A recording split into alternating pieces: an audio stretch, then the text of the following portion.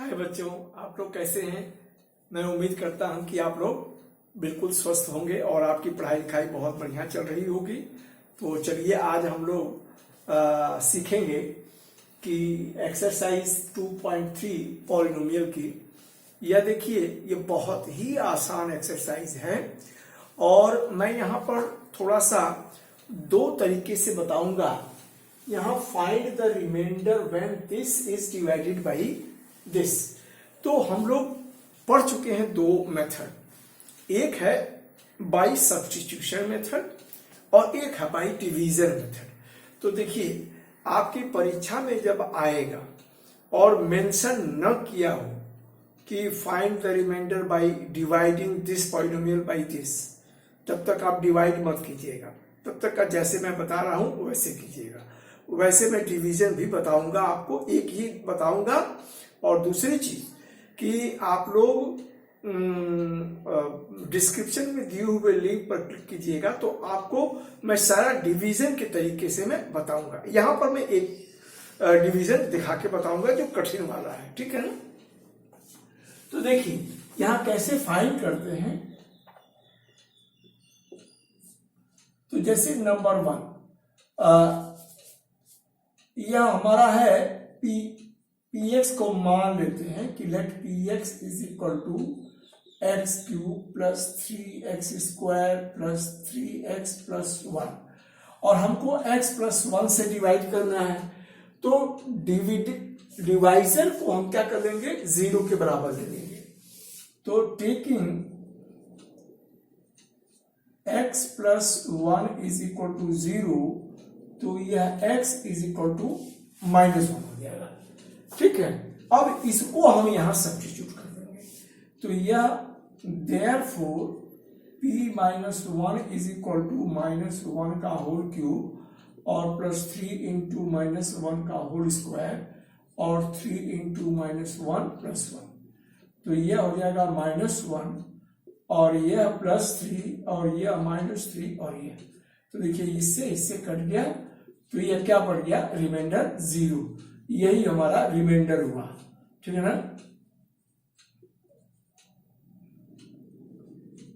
यह रिमाइंडर हुआ, ठीक है, और यही हमारा आंसर हो गया, ठीक है। तो यह देखिए इस तरीके से हम सबको निकाल सकते हैं। तो चलिए जरा आगे बढ़ते हैं, निकाल लेते हैं। तो देखिए x टेकिंग, अब इसको px को हम लोग लेके हमेशा काम करेंगे। तो taking x minus 1/2 is equal to 0, तो x इज इक्वल टू क्या हो जाएगा, यहां पर लिख देता हूं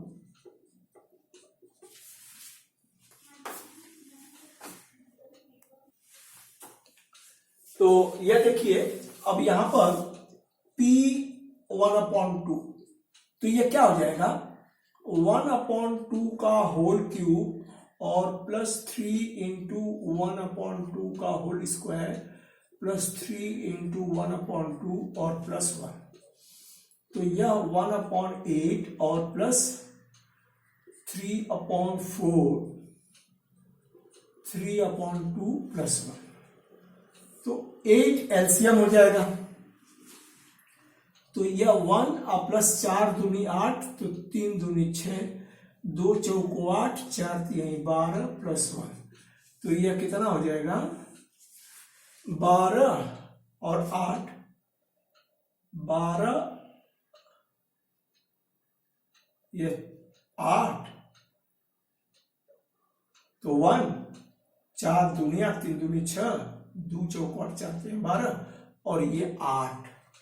तो देखिए 8 12 8 20 7 27, तो यह 27/8 यह आपका रिमाइंडर हो गया, ठीक है। नंबर 3, यह जो हम लोग निकाल रहे हैं रिमाइंडर, इसको क्या कहते हैं, by substitution method. Reminder and factor theorem पढ़ते समय हम लोगों ने इसको किया था कि जब हम कोई रियल नंबर किसी दूसरे इसमें रखेंगे पॉलिनोमियल में, अगर वैल्यू 0 आ जाती है तो उसके अपोजिट साइन x माइनस, जैसे a हम लोग रखे तो x minus a is equal to क्या हो जाएगा, फैक्टर हो जाएगा। क्योंकि रिमाइंडर 0 है, ठीक है ना।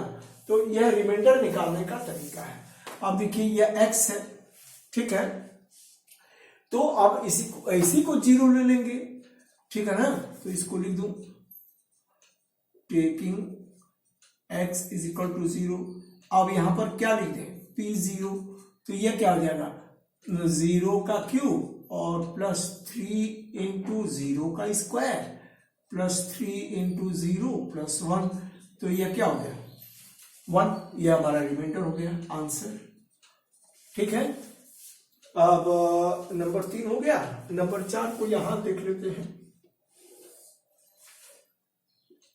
तो यहां टेकिंग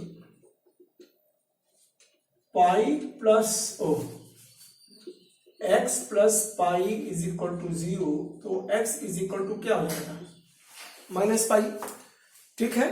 तो इसको रख दें, तो therefore p minus pi is equal to क्या हो जाएगा माइनस पाई का होल क्यूब और प्लस 3 इंटू माइनस पाई का whole square plus 3 into minus pi और प्लस 1, ठीक है। तो यह देखिए यह कितना हो जाएगा माइनस पाई का होल क्यूब और यह प्लस 3 पाई स्क्वायर और यह माइनस 3 पाई और यह प्लस 1, तो यह हो गया आंसर। यह हमारा रिमाइंडर नंबर 4। नंबर 5, तो यह taking 5 plus 2x is equal to 0, तो x is equal to minus 5/2 है ना।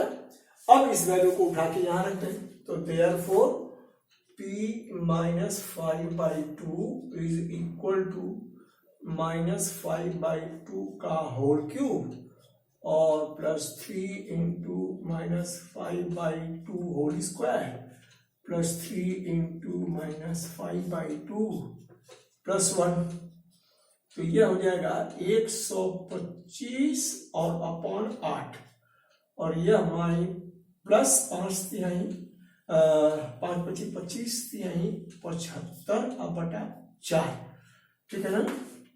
और यह माइनस 5/3 15/2 और ये प्लस 1, ठीक है। तो 8 एलसीएम हो गया, ठीक है ना। तो ये कितना हो जाएगा माइनस 125 और प्लस 4 दूनी 8,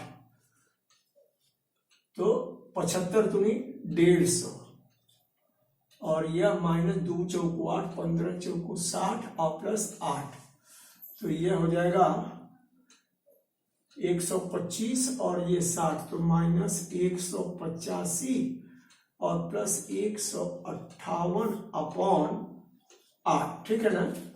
तो 185 में से 158 निकाले, 15 में से 8 गया 7 और 7 में से 5 गए 2, तो यह कितना हो गया -27/8, ठीक है।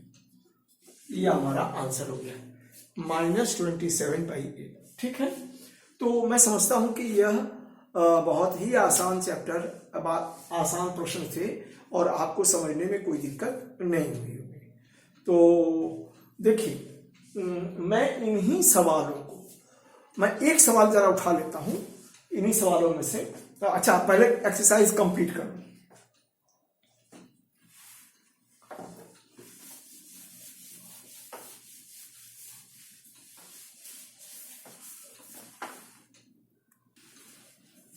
हाँ ये देखिए सवाल नंबर 2 और 3 मैंने कॉपी कर लिया है, तो ठीक उसी तरीके से हम लोग यहां इसको प्रोसीड करेंगे, सब्स्टिट्यूट करेंगे। तो लेट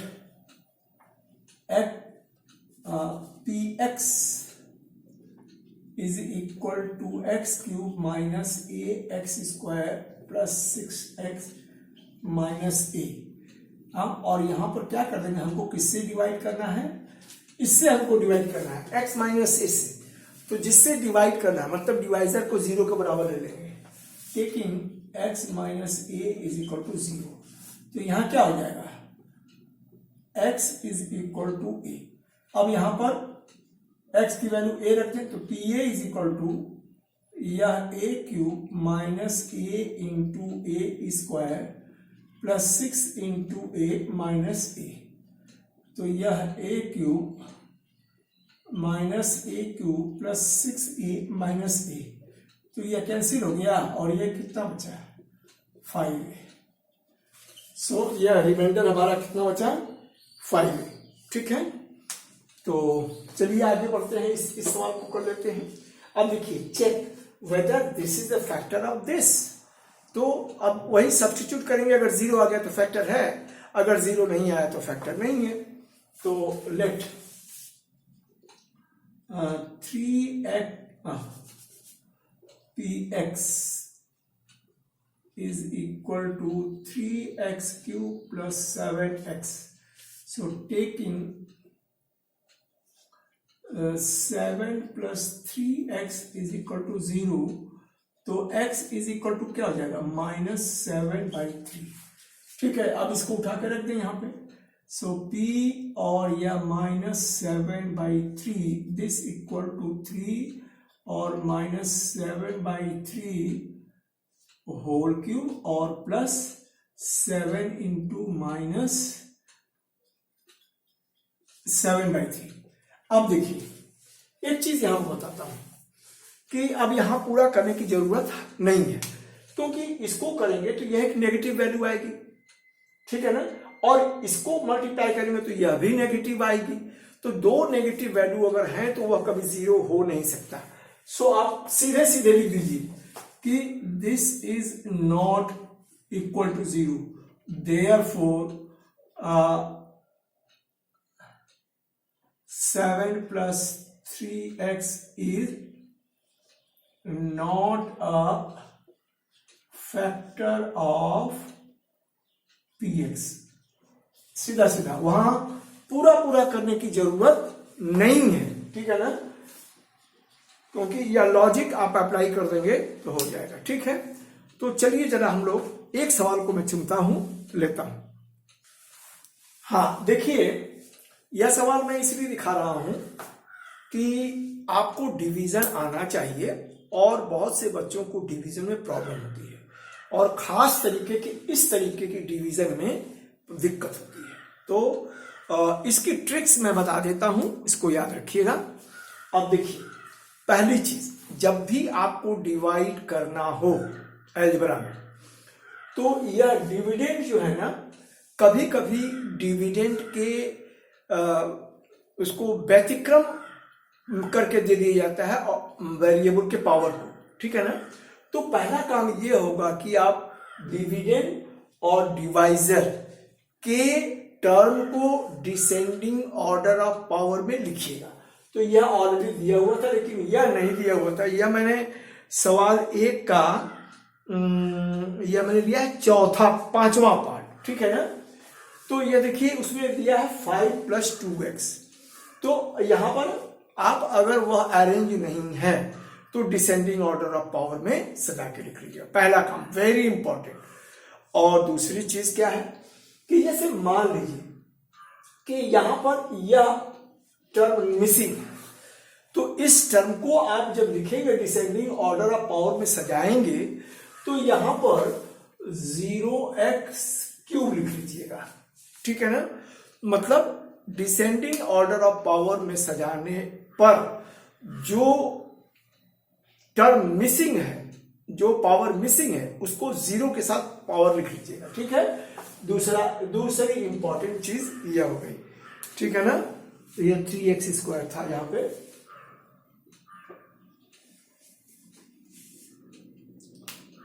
हाँ ठीक है, तो यह दो इंपॉर्टेंट चीज, इसको नोटिस कर लीजिए। और उसके बाद चलिए अब हम डिवीजन की तरफ बढ़ रहे हैं। तो यहां पर देखिए, हम 2x को कितना से मल्टीप्लाई करें कि x³ आ जाए। तो बच्चों को यहां भी दिक्कत होती है।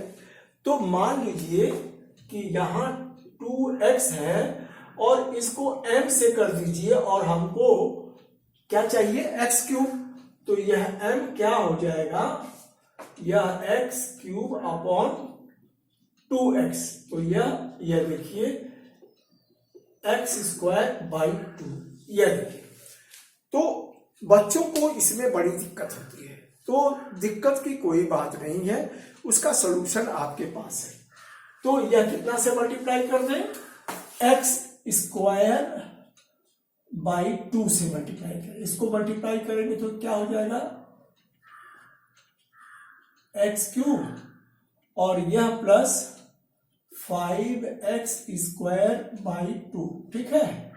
तो यह सबट्रैक्ट कर दें तो यह कैंसिल हो जाएगा। अब यहां पर देखिए 3 है और -5/2, तो यह 2 एलसीएम, तो 6 - 5, तो यह क्या हो गया 1/2x², तो यह 1/2x² और प्लस 3x, ठीक है। तो अब फिर वही बात कि अब यहां क्या करें कि कितना से मल्टीप्लाई करेंगे कि हाफ x² आ जाए, तो आप इसी को ले लीजिए, ठीक है ना। तो यह 2x को ले लीजिए और इसमें मान लीजिए कि आप m से गुणा किए, तो यह कितना आ गया हाफ x², तो यह m इज इक्वल टू कितना हो गया 1/2x² और यह अपॉन 2x, तो x से x कैंसिल हो गया, तो 1/4x। तो देखिए आपको यह पता चल जाएगा कि हम कितने से मल्टीप्लाई करेंगे, मतलब आपको कोशेंट का यह हिस्सा मालूम हो जाएगा। तो यह देखिए प्लस यह 1/4x से मल्टीप्लाई करेंगे, तो 1/4x से जब मल्टीप्लाई करेंगे तो यह क्या बन जाएगा, तो 1/2x², देखिए 2x इंटू 1/4x, तो यह क्या हो जाएगा 1/2, तो यह क्या हो जाएगा 1/2x², ठीक है ना। जहां भी दिक्कत हो, जो तरीका मैं बता रहा हूं उसको दिमाग में रखिए, और मेंटली नहीं कर सकते हैं तो उसको कैलकुलेट कर लीजिए, सॉरी। और यह प्लस इसको मल्टीप्लाई करेंगे 1/4x से, तो यह क्या हो जाएगा 5/4x, ठीक है। तो यह सबट्रैक्ट कर दें, यह सबट्रैक्ट कर दें, तो देखिए आप कितना बचेगा, और 3 - 5/4, तो यह 4 एलसीएम, तो 12 - 5, तो 12 - 5 मतलब 7/4x, और यह प्लस 1 नीचे आएगा, ठीक है ना, 7/4x, ठीक है। फिर वही बात कि अब कितना से मल्टीप्लाई करें, इसको कितना से मल्टीप्लाई करें कि यह 7/4x आ जाए, तो यही 2x into m is equal to 7/4x, ठीक है ना। तो m इज इक्वल टू यह 7/4x into 1/2x, x cancel, तो यह 7/8, तो 7/8 से मल्टीप्लाई कर दें तो यह हमको यह आ जाएगा, ठीक है ना। तो यह मल्टीप्लाई करेंगे तो यह 7/4x और यह प्लस 7×5 और अपॉन यह 8, ठीक है। यह कैंसिल हो गया और यह सबट्रैक्ट कर दें तो 35/8 और यह माइनस और ये प्लस 8, तो -35 और यह प्लस 8, 15 में से 8 गया 7, यहाँ 2 -27/8, तो यह आपका रिमाइंडर हो गया, ठीक है ना। और यह हो गया कोशेंट, ठीक है। समझ में आया कि नहीं बच्चों? मैं समझता हूं कि आपको यह खूब अच्छी तरह से समझ में आ जाना चाहिए। जो ट्रिक मैंने बताया उस तरीके से करेंगे तो सवाल कभी गलत नहीं होगा। और आप लोग डिस्क्रिप्शन में दिए हुए लिंक को आप क्लिक करेंगे तो मैं सारा वह डिवीजन के मेथड से सॉल्व किया हूं और यहाँ पर मैंने सब्स्टिट्यूशन दिखा दिया। यह मैंने सोचा कि आपसे पर्सनली जरा इंटरेक्ट करके इसको बता दूंगा तो आपके दिमाग में यह चीज रुकेगी, ठीक है। अब मेरे बच्चों, अगर आप लोगों को मेरी वीडियो से फायदा हो रहा है तो आप लोग इसे लाइक शेयर एंड सब्सक्राइब अवश्य करें और बेल आइकन को दबाना ना भूलें ताकि आप अपडेटेड रहें। जैसे ही मैं कोई नई वीडियो लोड करूंगा आपको तुरंत मिल जाएगी। तब तक के लिए धन्यवाद। आपका यह सपोर्ट मेरे लिए बहुत बड़ी मदद हो जाएगी। Okay, thank you, bye.